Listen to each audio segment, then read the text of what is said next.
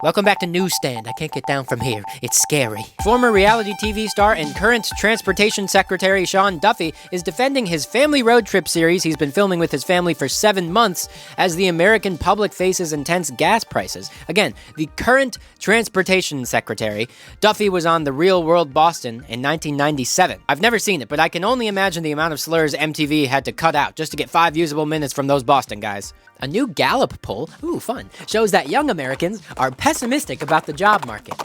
While older adults stay upbeat. Now, I don't need some poll that sounds like a horse running away from RFK Jr. to tell me that people my age have lost faith in the economy. I do need a poll so I can hop on that horse and joust Bobby. It's a tradition for the Kennedy boys to get an extra hole put in them. Jesus. Anyway, Secretary Duffy has defended his road trip reality series amid rising gas prices. Hey, is everyone in the cabinet there on a volunteer basis? What's with all the side hustles? RFK Jr. has his podcast, Kash Patel has his bourbon. I swear, these guys sell humanity down the river and they aren't even that rich. You can't even do evil right. Sorry there's no joke here, but would you like a bowl of Rubios? The FDA chief is leaving his position after months of complaints from big pharma CEOs, vaping lobbyists, and anti-abortion groups. Nightmare blunt rotation. Or I guess nightmare dinner lady lemon tart rotation. Jesus Christ, what is wrong with you people? Who's drinking that? Yeah, Desk Monsters, I'm glad that you quit smoking too, but you couldn't just start biting your fingernails or something? What do you mean you don't have fingernails?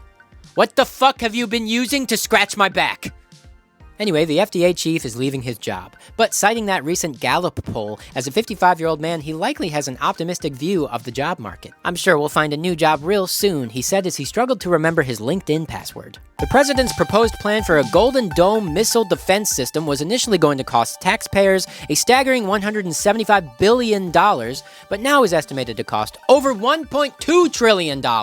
If our tax dollars are gonna go to this G.I. Joe cartoon villain shit, he better get down on his knees and give every American some Golden Dome. Actually, nope, that's a real lose-lose for us, huh?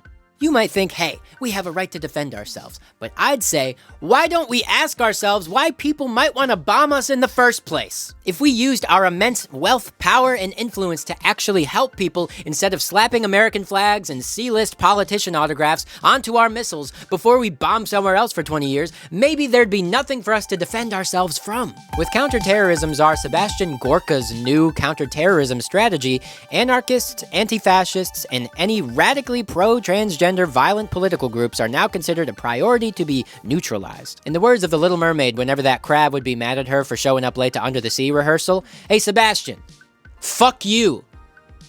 I haven't seen the movie in a while.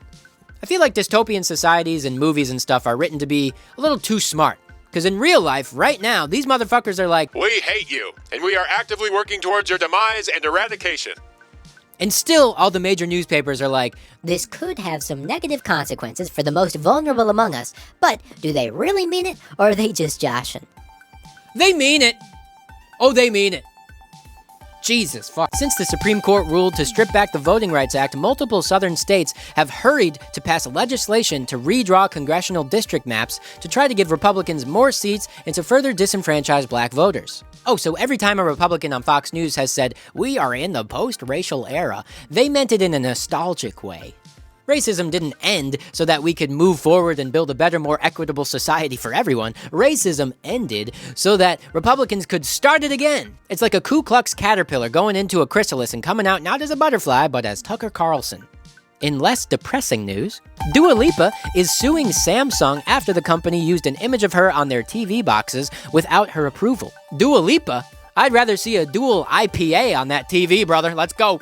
Crack it open. This is a beer, right? An Oregonian is running for governor as a write-in candidate, and they are doing so under the name Pencil. This is to bring awareness to the staggering statistic that Oregon 4th graders rank dead last in reading. When I asked 4th grade teachers how they felt, they responded, they really just need actual pencils, higher pay, support from administration and parents. Oh, but then the teachers had to run away since I asked during the only 5-minute break they had to take a Duke. Yes, there is a write-in candidate named Pencil running for governor of Oregon. A write-in candidate named Pencil is like if a zoo that only had dead gorillas was called Harambe Zoo. I know, Desk Monsters. I wrote it at like 3 a.m. the other night. I don't know what I meant either. This has been another episode of Newsstand. Well, fine, let's ask the audience if they got what I meant. Hey, leave a comment if Harambe Zoo made sense. They are capable of writing in the comments. They're not Oregon 4th graders.